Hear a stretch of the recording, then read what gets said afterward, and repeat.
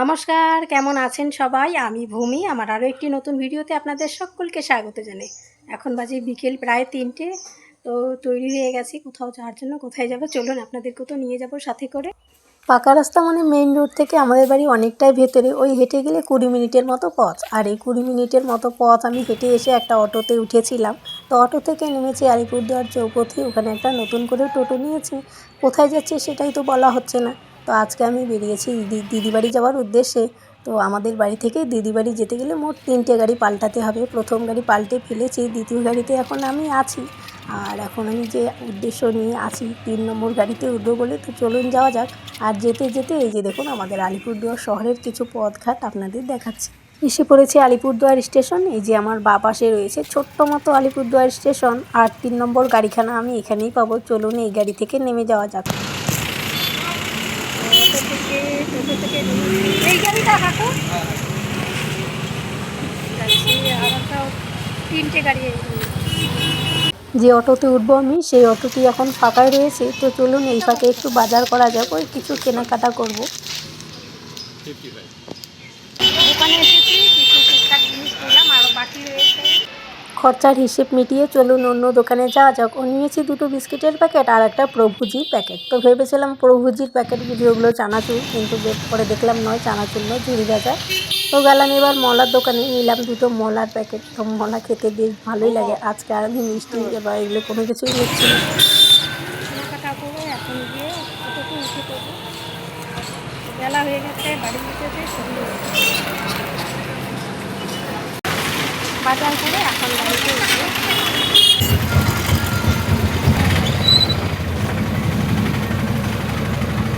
এখন আমি যে নদী পেরোচ্ছি এই নদীর নাম হলো কালজানি নদী। কালজানি নদীর ব্রিজ আমি এখন পেরোচ্ছি। আর সূর্যি মামা লাল হয়ে গেছেন, কিছুক্ষণের মধ্যেই অস্ত যাবেন। বাড়ি পৌঁছতে পৌঁছতে আমার প্রায় সন্ধে লেগে যাবে। তো নদীর ব্রিজ পেরিয়ে আমার মহাবিদ্যালয় মানে কলেজ, যে কলেজে আমি একদিন পড়েছিলাম, আমার দিদিও পড়েছিল এই কলেজে। তো কোনো কিছুই চিরস্থায়ী নয়, এই কলেজে পড়ার কত কত স্মৃতি জড়িয়ে রয়ে গেছে। হারিয়ে যাওয়া দিনগুলো স্মৃতির পাতায় পড়ে থাকলো।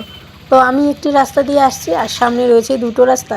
সোজা যে রাস্তাটি চলে গেল সেটি কোচবিহার শহরের রাস্তা, মানে কোচবিহার যাওয়ার রাস্তা। যে অন্য একটি রাস্তা গেল সেই রাস্তা দিয়ে গাড়ি ঢুকেছে। তো এই রাস্তাটি নতুন মহাসড়ক হচ্ছে, তার এই কাজ চলছে, এখনও সম্পূর্ণভাবে শেষ হয়নি কাজ। তো আর এখন না ধুলোতে ভর্তি হয়ে গেছে, ওই যে কাজ হচ্ছে তো সেখানে মাথা একদম ধুলোতে ভর্তি হয়ে গেছে। তো আমি এসেও পড়েছি, দেখুন সূর্যি মামা ডুবছে প্রায়।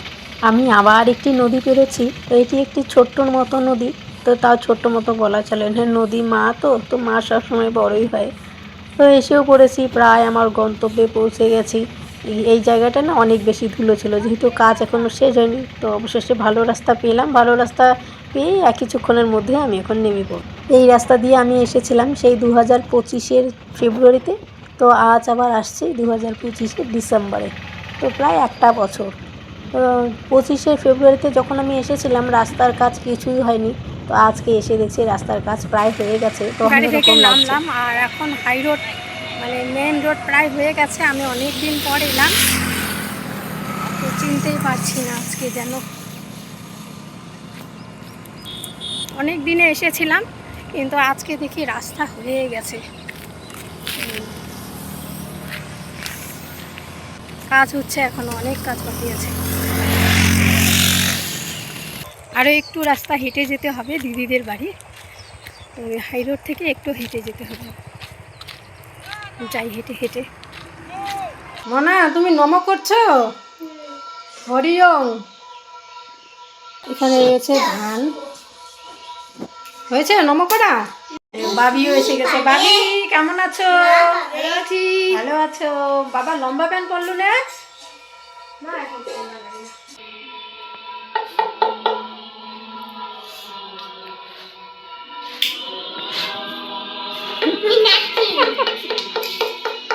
সন্ধেবেলা মাওয়াই সন্ধে দেবেন, সে কারণে 2 ভাই বোনে এসে ভিড় করেছে।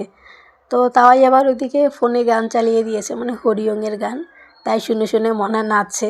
আর বাবু নাকি শঙ্খ বাজাবে, আর মনা হুলু হুলু দেবে, মানে মাওয়াইয়ের সাথে বসে বসে সেও হুলু হুলু দেয়।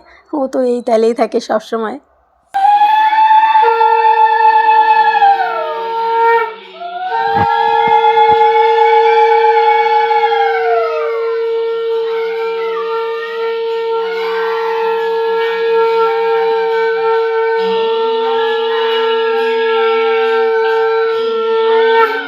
সন্ধে দেওয়া হয়ে গেছে, দুই ভাই বোনে এবার প্রণাম করবে। তো চলুন এরপর আমি ঘরে যাই, দেখি দিদি কি করছে।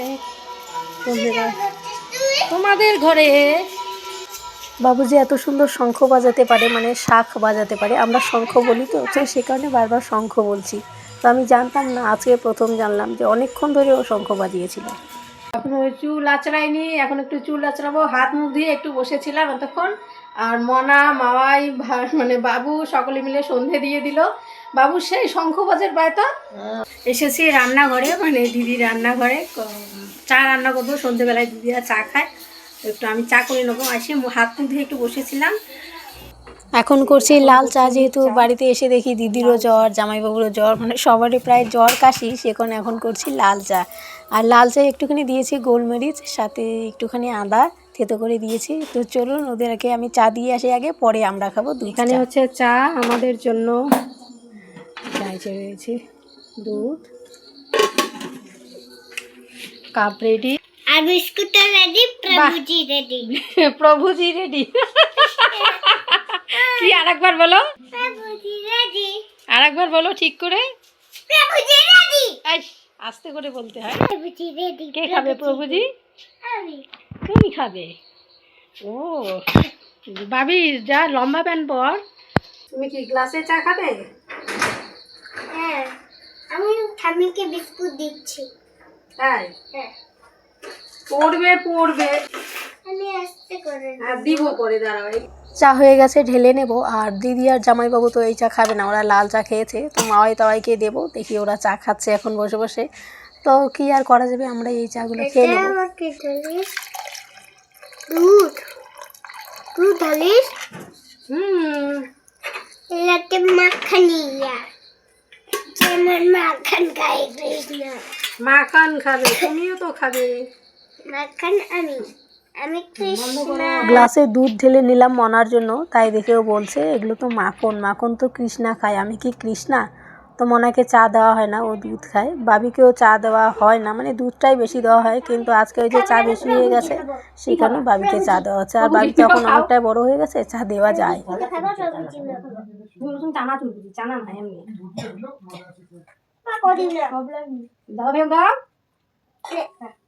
সন্ধেবেলা চা খাওয়া হয়েছে, এখন বাবু বই নিয়ে বসেছে। তো আমি এখন ওর এখানে একটু বসে আছি। ওর পরীক্ষা কত তারিখ থেকে বাবু পরীক্ষা? 10 তারিখ। বাবির 10 তারিখ থেকে পরীক্ষা, তো আমাকে সেই জন্য আসতে বলেছে, এসেছি। আর বাবু, মনা তুমি পড়াশুনো করবে না কেন? তুমি বারে বারে পড়াশুনো করবে না, একটু পড়ো, আসো এদিকে। মনা বলছে যে ও বারে বারে পড়াশুনো করবে না, তো একটু পড়েছে আর ও কিছুতেই পড়তে চাইছে না, এঘর সেঘর ঘুরে বেড়াচ্ছে। মনার পরীক্ষা শেষ হয়ে গেছে নভেম্বরের শেষে, এখন আর ও কিছুতে পড়াশুনো করতে চায় না। এখন একটু পড়লে বলছে যে আমি আর পড়বো না। এমনিতেও তো ছোট বাচ্চা, ধরে ধরে পড়াতে বসাতে হয়। তো যাই হোক, আর বেশি দেরি করছি না, আজকের ভিডিওটি এখানে শেষ করছি। ফিরে আসতে একটু নতুন ভিডিও নিয়ে, ততক্ষণ আপনারা সকলে ভালো থাকুন, সুস্থ থাকুন এবং অবশ্যই সাবধানে থাকুন।